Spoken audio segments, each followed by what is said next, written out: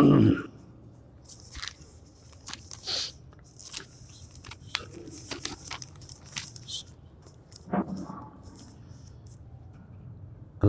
لله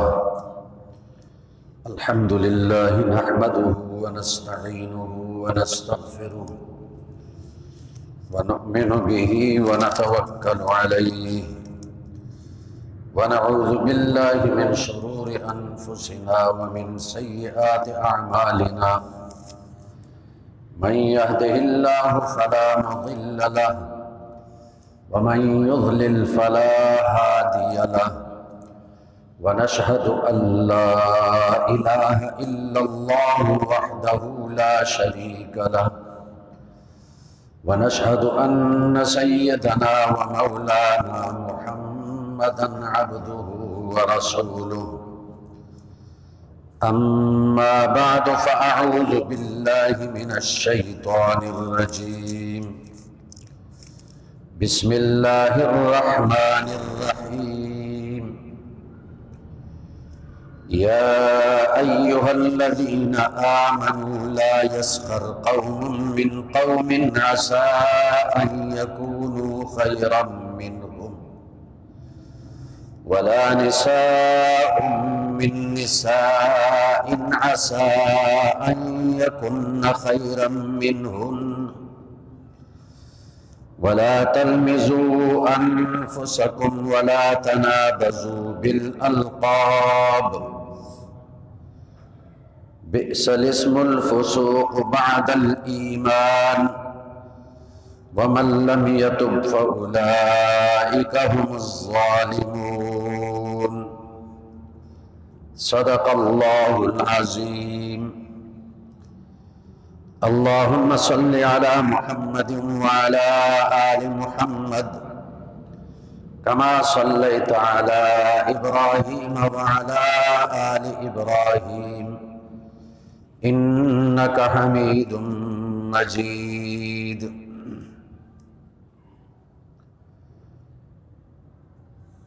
اے ایمان والو، تم میں سے کوئی کسی کا مذاق نہ اڑائے، ہو سکتا ہے کہ وہ اس سے بہتر ہو، اور نہ عورتیں عورتوں کا مذاق اڑائیں، ہو سکتا ہے کہ وہ ان سے بہتر ہوں، اور ایک دوسرے پر عیب مت لگاؤ اور ایک دوسرے کو برے نام سے مت پکارو،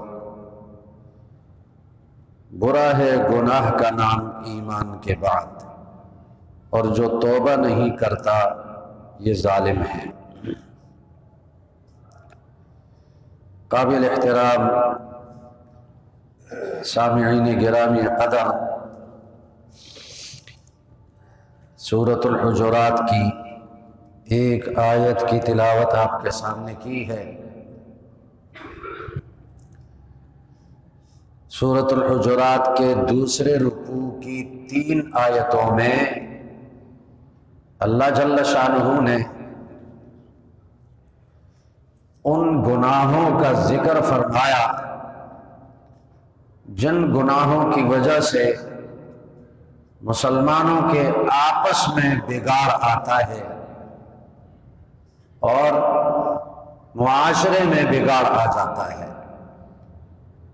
تو ان گناہوں سے اللہ نے منع فرمایا تاکہ معاشرہ درست ہو، گھر کا ماحول بھی درست ہو، محلے کا ماحول بھی درست ہو،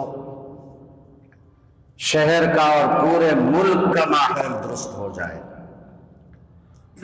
یہ جھگڑے کیوں پیدا ہوتے ہیں اور یہ معاشرے میں بگاڑ کیوں پیدا ہوتا ہے؟ اس کے 7 اسباب اللہ نے ذکر کیے، اور یہ 7 گناہ ہیں، ان سے اپنے آپ کو بچاؤ تاکہ یہ معاشرہ درست ہو جائے، اسلامی معاشرہ بن جائے، دینی معاشرہ بن جائے، آپس میں پیار اور محبت اور الفت والا معاشرہ بن جائے، جھگڑے ختم ہو جائیں۔ تو 7 اسباب ہیں جن سے آپس میں جھگڑے پیدا ہوتے ہیں، معاشرہ بگڑ جاتا ہے۔ اس میں اس آیت میں اللہ نے ان میں سے 3 اسباب ذکر کیے، باقی اسباب اگلی آیتوں میں ہیں۔ سب سے پہلا سبب کسی کا مذاق اڑانا ہے۔ کوئی مرد کسی دوسرے مرد کا مذاق اڑائے، کوئی عورت دوسری عورت کا مذاق اڑائے، اس سے آپس میں اختلافات پیدا ہوتے ہیں اور دلوں میں ایک دوسرے کے طرف کدورت پیدا ہوتی ہے، جھگڑے پیدا ہوتے ہیں۔ دوسرا سبب بتایا کسی کا عیب نکالنا، کسی کی عیب جوئی کرنا۔ تیسرا سبب غلط نام سے کسی کو پکارنا۔ چوتھا سبب کسی کی جاسوسی کرنا۔ پانچواں سبب غیبت کرنا۔ چھٹا سبب بدگمانی کرنا، اور ساتواں سبب قومی زبانی عصبیت۔ تو ان اسباب پر تفصیل سے انشاءاللہ بات ہوگی۔ اللہ جل شانہ ہمیں سمجھنے کی توفیق عطا فرمائے، اور اللہ تعالیٰ ان گناہوں سے ہم سب کو بچنے کی توفیق عطا فرمائے۔ تو آپس میں جھگڑوں کا پہلا سبب ہے بدگمانی کرنا، پہلا سبب ہے کسی کا مذاق اڑانا۔ ایک دوسرے کا مذاق مت اڑاؤ، ایک دوسرے کے ساتھ ٹھٹا مت کرو، اور ایک دوسرے کے ساتھ مذاق اڑانے کا سبب کیا ہوتا ہے؟ ایک آدمی دوسرے کا مذاق کیوں اڑاتا ہے؟ اس کا ایک سبب ہے تکبر۔ یہ اپنے آپ کو بڑا سمجھتا ہے، اس لیے دوسروں کا مذاق اڑاتا ہے۔ جو اپنے آپ کو چھوٹا سمجھے وہ دوسروں کا مذاق نہیں اڑاتا۔ اور اس کا دوسرا سبب ہے تحقیر، دوسرے مسلمان کی تحقیر کرنا، دوسرے مسلمان کو کم تر ثابت کرنا۔ تو تکبر سبب ہے مذاق اڑانے کا، اور مذاق اڑانے سے معاشرہ بگڑ جاتا ہے، آپس میں دشمنیاں پیدا ہوتی ہیں۔ اور انسان تکبر کس بات پر کرتا ہے؟ اپنی صحت پر تکبر کرتا ہے، تو یہ صحت دائمی چیز نہیں، اللہ جس وقت چاہے اس کو بیمار کر دے گا اور اس کی صحت کو چھین لے گا۔ تکبر کیوں کرتا ہے؟ اتراتا کیوں ہے؟ یہ ہٹا کٹا ہے، اپنے آپ کو مضبوط سمجھتا ہے۔ رات کو سویا اور اللہ نے کسی بیماری میں مبتلا کر دیا، دماغ کی کوئی رگ اللہ نے کھینچ لی، تو صبح اٹھے گا دیوانہ اور پاگل بن جائے گا۔ تو یہ اترانے کی چیز نہیں، ہاں یہ شکر ادا کرنے کی چیز ہے۔ اس نعمت پر اللہ کا شکر ادا کرنا چاہیے۔ اللہ نے ہمیں صحت کی نعمت عطا فرمائی، اور ایمان کے بعد سب سے بڑی نعمت صحت کی ہے، تو اس پہ اترانا نہیں چاہیے۔ اگر کوئی تکبر کرتا ہے مال کی وجہ سے، یہ مال بھی ہمیشہ رہنے والا نہیں ہے۔ اللہ اس پہ قادر ہے کہ بادشاہ کو در در کا گدھا بنا دے، بھیک مانگنے پہ اس کو لگا دے گا۔ اور اس کی سینکڑوں نہیں ہزاروں مثالیں کتابوں میں موجود ہیں کہ آج اس کے پاس دولت ہے، مال ہے، جس پہ اپنے آپ کو بڑا سمجھتا ہے، دوسروں کا مذاق اڑاتا ہے، کل اللہ نے اس کو فقیر بنا دیا۔ وہ اپنے پیٹ کی روٹی کے لیے بھیک مانگنے لگ گیا۔ اپنے منصب پہ اتراتا ہے، تکبر کرتا ہے، تو یہ منصب بھی عارضی چیز ہے۔ کتنے بڑے بڑے منصب والے ہیں، گزرے ہیں، جب ان سے منصب چھین لیا گیا تو اب ان کو کوئی پوچھتا بھی نہیں ہے۔ منصب چھین لیا گیا، کوئی بھی نہیں پوچھتا ان کو۔ عہدہ چھین لیا گیا، ان کو کوئی نہیں پوچھتا، کوئی سلام بھی نہیں کرتا۔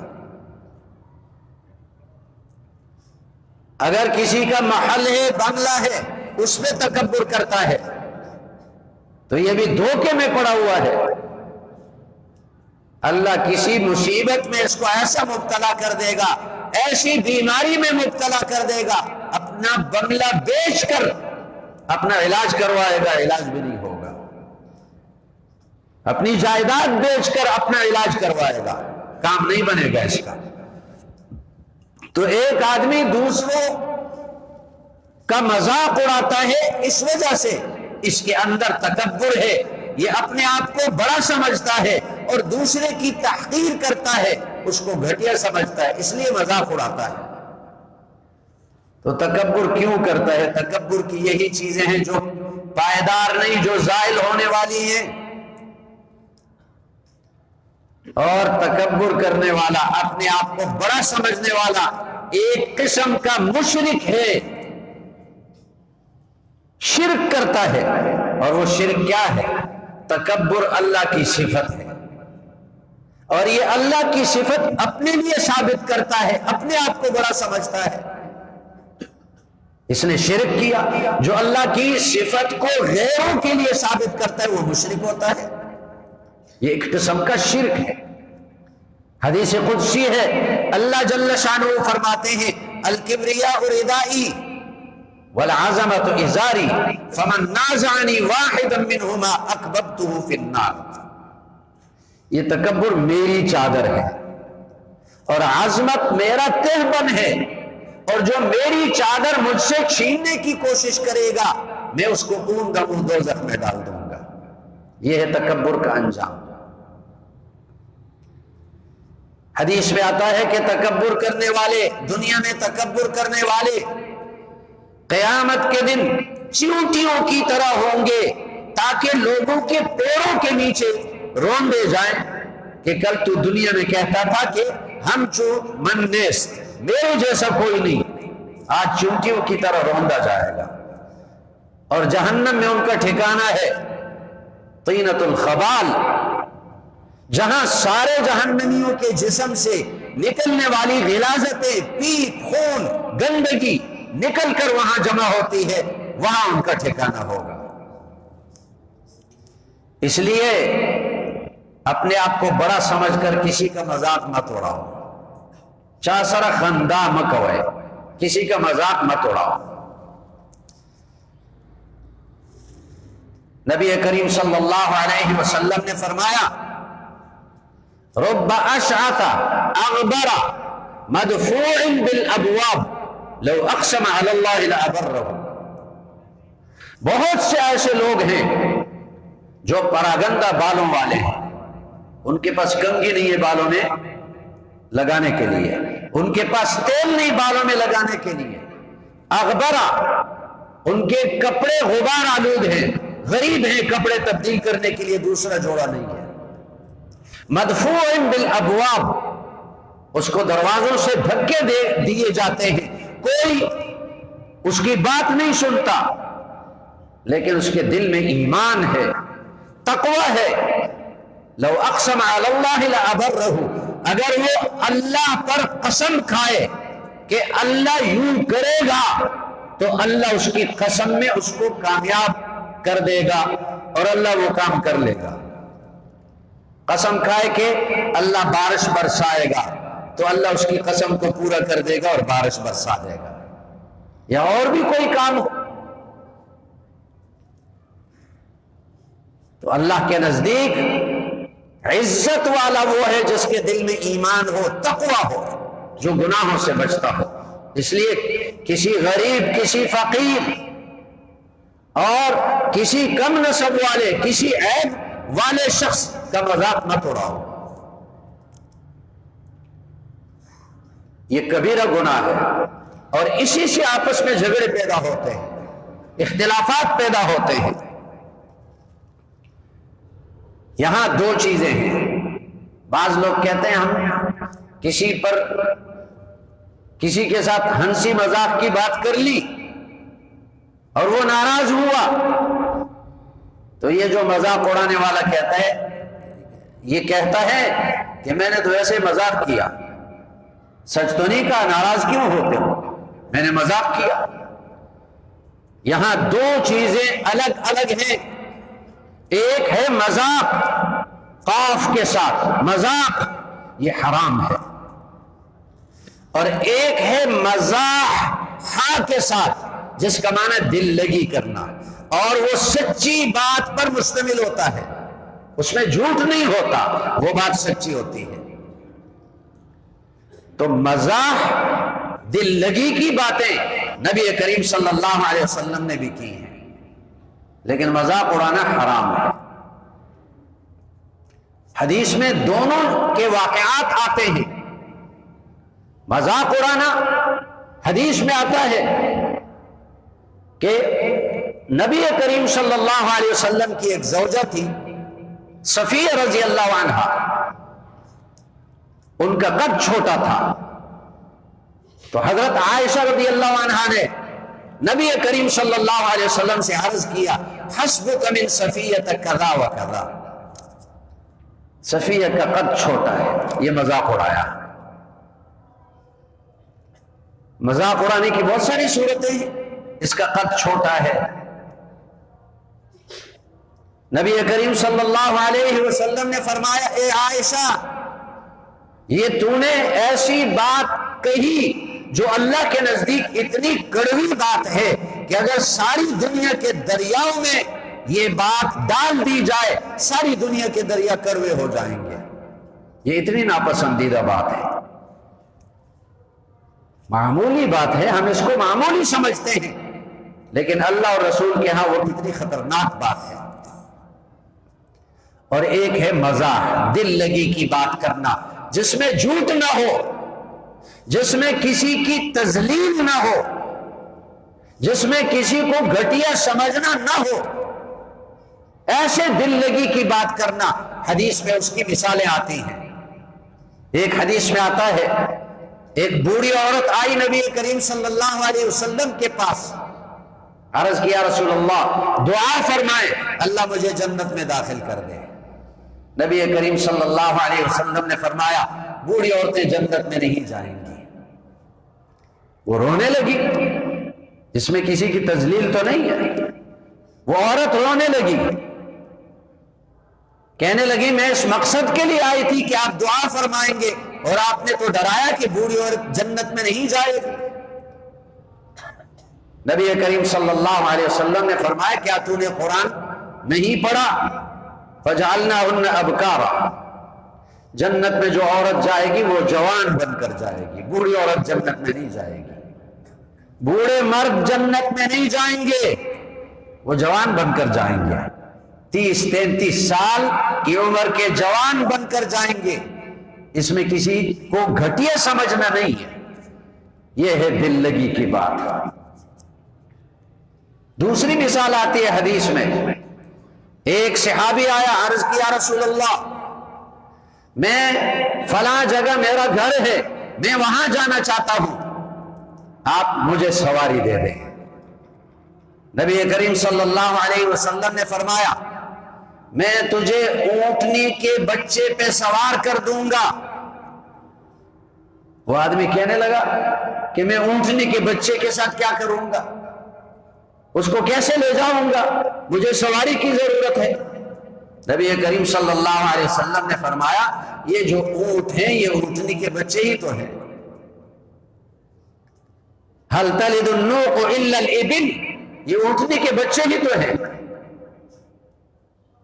ایک اور مثال حدیث میں آتی ہے، ایک صحابی تھا زاہر رضی اللہ عنہ، سیدھا سادہ آدمی تھا، دیہاتی آدمی تھا، بازار میں آیا سودا خریدنے کے لیے۔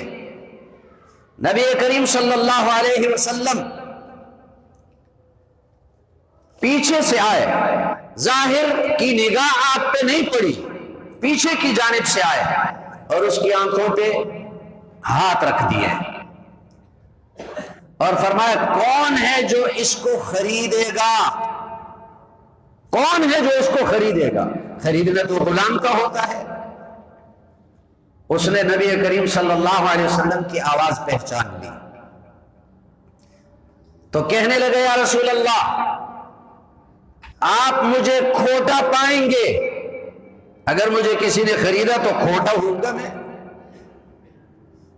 نبی کریم صلی اللہ علیہ وسلم نے فرمایا انک لست عند اللہ بکاسد، اللہ کے نزدیک تم کھوٹے نہیں ہو، تمہارے دل میں ایمان ہے، تمہارے اندر تقوی ہے، اللہ کے نزدیک کھوٹے نہیں ہو۔ یہ ہے مزاح، دل لگی کی بات۔ ایک موقع پر نبی کریم صلی اللہ علیہ وسلم خیمے میں تشریف فرما تھے، چھوٹا سا خیمہ تھا جس میں ایک دو آدمی آ سکتے تھے، اور وہ نیچے بھی تھا، جھک کے اندر جانا پڑتا تھا۔ ایک صحابی آئے، نبی کریم صلی اللہ علیہ وسلم کو سلام کیا، آپ صلی اللہ علیہ وسلم نے فرمایا اندر داخل ہو جاؤ۔ وہ صحابی کہنے لگے یا رسول اللہ ادخل کلی، میں سارا اندر آ جاؤں، میں سارا اندر آ جاؤں؟ مطلب یہ کہ جگہ تو اندر نہیں، خیمہ تنگ ہے، خیمہ چھوٹا ہے، کیا میں سارا اندر آ جاؤں؟ یہ ہے مزاح اور دل لگی کی بات۔ لیکن جہاں تک مذاق ہے، ٹھٹا کرنا، مذاق اڑانا، یہ حرام ہے اور یہ آپس میں جھگڑوں کا سبب بنتا ہے اور اس سے معاشرے میں بگاڑ پیدا ہوتا ہے۔ پھر اس آیت میں ایک نکتے کی بات ہے، اللہ تعالیٰ نے پہلے یہ فرمایا لا یسخر قوم من قوم، قوم سے مراد مرد لیے، مرد مردوں کا مذاق نہ اڑائیں۔ پھر عورتوں کو الگ ذکر کیا ولا نساء من نساء، عورتیں عورتوں کا مذاق نہ اڑائیں، عورتوں کو الگ کیوں ذکر کیا؟ اس میں ایک حکمت یہ ہے کہ عورتوں میں مذاق اڑانا زیادہ ہوتا ہے، ایک دوسرے کے ساتھ ٹھٹا کرنا، مذاق کرنا، یہ عادت عورتوں میں زیادہ ہوتی ہے، اس لیے خاص طور پر ان کو ذکر کیا۔ اور دوسری حکمت اس میں یہ ہے، اللہ نے اس بات کی طرف اشارہ کیا کہ اگر عورت مذاق اڑائے تو الگ مجلس ہوگی عورتوں کی، مردوں اور عورتوں کی مخلوط مجلس شرعاً ناجائز ہے، اس لیے عورت مذاق کرے گی تو عورتوں کا مذاق اڑائے گی۔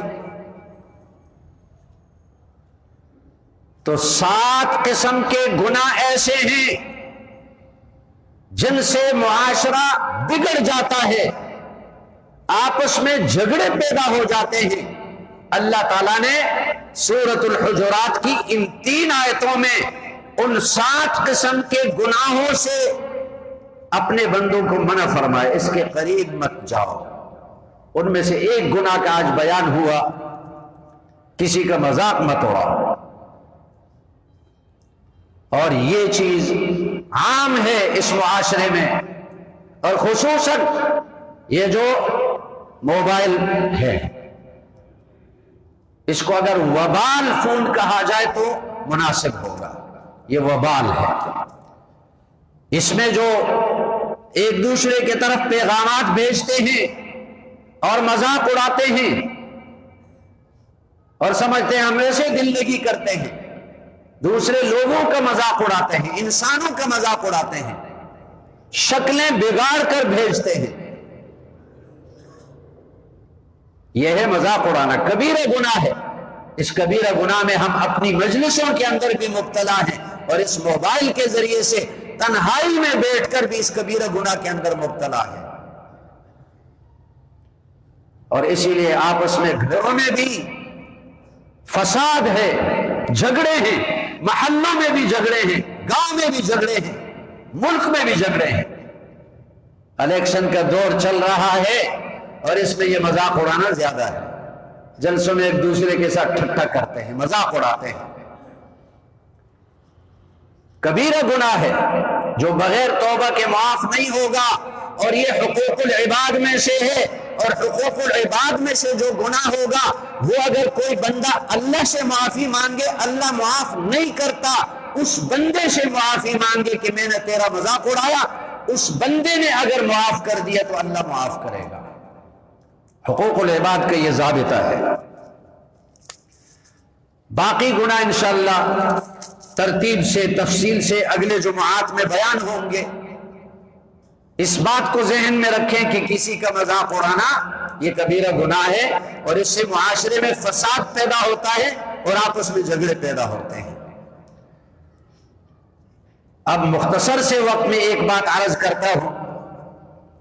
گزشتہ جمعے کو میں نے عرض کیا تھا کہ سعودی حکومت نے وہاں کے جو ائمہ اور خطباء تھے، چونکہ وہاں ان کے لیے حکومت کی طرف سے لکھا ہوا خطبہ دیا جاتا ہے اور وہی لکھا ہوا خطبہ پڑھنے کے وہ پابند ہوتے ہیں. اپنی مرضی سے کوئی دین کی بات، حق کی بات نہیں کہہ سکتے. حق کی بات وہاں کوئی مولوی نہیں کہہ سکتا. اللہ نے پاکستان کو یہ نعمت عطا فرمائی کہ یہاں کے علماء آزاد ہیں، حق کی بات علی الاعلان کہتے ہیں. تو ان کو پابند کیا کہ یہ خطبہ تم پڑھو گے، اور اس میں تبلیغی جماعت کے خلاف وہ خطبہ دیا، اور تبلیغی جماعت کو ضال اور مضل کہا. ضال کا معنی گمراہ کرنے، خود گمراہ، اور مضل کا معنی دوسروں کو گمراہ کرنے والے. اور ان کے جو عیب انہوں نے شمار کیے، اگر ان عیبوں کو آپ بھی سن لیں تو پتہ چلے گا کہ یہ عیب جنہوں نے شمار کیے وہ بالکل جاہل ہیں. ان کو پتہ ہی نہیں کہ تبلیغی جماعت ہے کیا اور ان کا کام کیا ہے. تو یہ بھی ایک قسم کی الزام تراشی ہے، تہمت لگانا ہے، مذاق اڑانا ہے. کتنے عیب ذکر کیے؟ 6-7 عیب ذکر کیے. وہ خطبہ میں نے پڑھا بھی ہے، سنا بھی ہے. پہلی بات یہ ذکر کی کہ تبلیغی جماعت کے سارے کام سنت کے خلاف ہوتے ہیں. کتنا بڑا الزام ہے. تبلیغی جماعت تو ان کی صبح شام ہر وقت یہی بات ہوتی ہے کہ اللہ کے احکامات میں رسول اللہ صلی اللہ علیہ وسلم کی سنتوں پر عمل کرنے میں کامیابی ہے. کون سا کام سنت کے خلاف ہے؟ اگر اس میں اکا دکا چند افراد کے کام سنت کے خلاف ہے تو افراد کے کام وہ تو پوری جماعت پر نہیں ڈالے جا سکتے. اس طرح تو ہم ثابت کریں گے کہ سعودیہ کے جو ائمہ اور خطباء ہیں ان کے بہت سارے کام سنت کے خلاف ہیں. آپ صرف حرمین شریفین کو نہ دیکھیں، باقی جو مساجد ہیں ائمہ کی داڑھی کٹی ہوتی ہے، خشخشی داڑھی ہوتی ہے، اور بھی کتنے کام ہیں. ٹخنوں کا چھپانا مکروہ تحریمی ہے نماز میں. ایک الزام یہ ہے. اور دوسری بات، تبلیغی جماعت والوں کا تعلق صوفیہ فرقے سے ہے جو ایک دوسرے کو بیعت کی ترغیب دیتے ہیں اور خود بھی بیعت کرتے ہیں. یہ بھی آپ جانتے ہیں کہ تبلیغی جماعت میں یہ سلسلہ ہے ہی نہیں. ان کے نزدیک صوفیہ گمراہ ہے. اور تیسری بات، تبلیغی جماعت والے کلمے کی غلط تشریح کرتے ہیں. یہ بھی آپ دیکھتے ہیں کہ کتنا بڑا الزام ہے. تبلیغی جماعت والے ان کا پہلا نمبر کلمہ ہے، ایمان کامیابی ہے. غیروں کے طریقے میں نبی کریم صلی اللہ علیہ وسلم پر ہی توحید ہے. 6 نمبر کسی سے کچھ بھی نہیں ہوتا. اور ان پر الزام لگایا گیا کہ یہ شرک کی دعوت دیتے ہیں. اور چھٹی بات یہ ہے کہ یہ قبر پرست ہیں، قبروں کی پوجا کرنے والے. آج تک کسی تبلیغی کو کسی نے نہیں دیکھا کہ وہ قبر پر جا کر ان سے کچھ مانگتا ہو یا جھکتا ہو یا سجدہ کرتا ہو. اور 7ویں بات یہ ہے کہ تبلیغی جماعت جاہل ہے، والے جاہل ہیں، علماء کا یہ کام نہیں ہے. جبکہ آپ دیکھتے ہیں ہزاروں نہیں لاکھوں علماء ہیں جو تبلیغی جماعت میں سال سال لگائے ہوئے ہیں. تبلیغی جماعت کی شورا علماء پر مشتمل ہے اور کہتے ہیں اس میں کوئی عالم نہیں ہے. اور 8ویں بات یہ ہے کہ یہ دہشت گرد ہے، ارہابی، دہشت گرد. تو تبلیغی جماعت والوں نے تبلیغ کی نسبت سے آج تک کسی ایک آدمی کو قتل نہیں کیا ہوگا. آپس میں ذاتی رنجشیں ہوتی ہیں، ذاتی اختلافات ہوتے ہیں.